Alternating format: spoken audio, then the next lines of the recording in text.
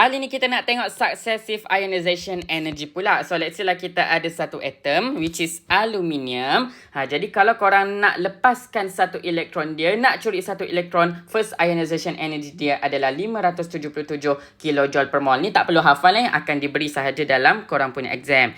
And then yang kedua, bila kita nak remove lagi satu elektron, dia akan meningkat value dia dan seterusnya. And the last one, tiba-tiba dekat for ionization energy ni pula akan ada satu gap yang agak besar, which is this one naik macam 1000 lebih.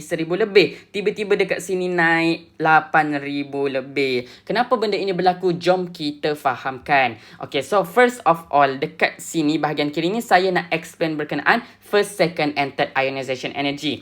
Jadi let's say lah dekat sini, kalau lah korang nak ambil satu elektron valence dia and then kita curi, maka benda ini akan menyebabkan dia punya positive charge dengan negative charge bagi atom ini tidak stabil. So that means dia akan jadi positive ion. Bila dia ada positive ion, kita akan ada positive one charge lagi dekat bahagian tengah ini. So bilalah kita ada greater positive charge dekat bahagian nukleus and kita kurang beban, kurang satu elektron, that means kita punya positive nukleus dekat tengah ini dapat hold dua elektron dekat paling luar ini dan elektron-elektron lain ini dengan lebih kuat. Sebab itu kalau kita nak curi lagi elektron yang kedua, kita memerlukan energi yang lebih tinggi berbanding kita curi elektron yang pertama. Same goes dekat elektron yang ketiga dan seterusnya, as long as dia terletak dekat valence elektron. But the thing is, kenapa pula kalaulah dia bukan dalam valence elektron, which is fourth ionization energy ini, dia akan ada satu gap besar? Sebab apa? Sebab kalau korang perasan dekat sini, yang tadi ini kita ada greater shielding effect. Shielding effect daripada first inner electron and daripada second energy level in inner electron.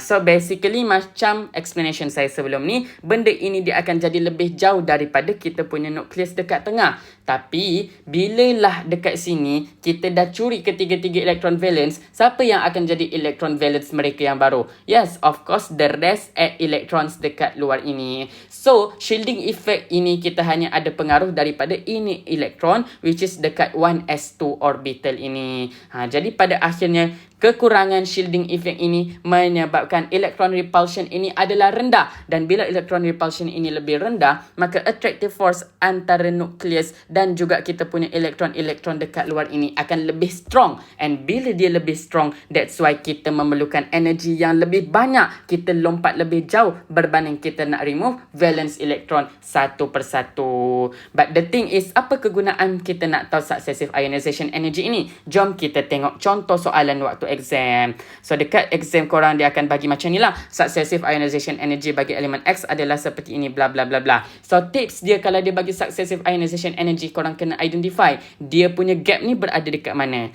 So kalau korang perasan, dia berada gap di antara 3140 dengan 12913 kilojoule per mole ini. Jadi bila dia nak suruh tulis write the electronic configuration for valence orbital of X, kita tahu bahawa valence orbital dia ada 4. Sebab ini dia tak ada jarak jauh waktu kita nak remove valence electron. But since kita tak tahu shell dia, korang just boleh simply letakkan huruf N sahaja. So valence orbital dia adalah ns2 np2. And then soalan kedua dia pula disuruh kita determine the group and the block. Jadi untuk determine the group, kita akan kira kita punya number of electron. So number of electron kita ada 4, but since this one kita kena tambahkan dengan 10. So meaning that dia adalah dekat group 14. And since orbital terakhir dia adalah P, that means dia terletak dekat block P. Yes, itu sahaja.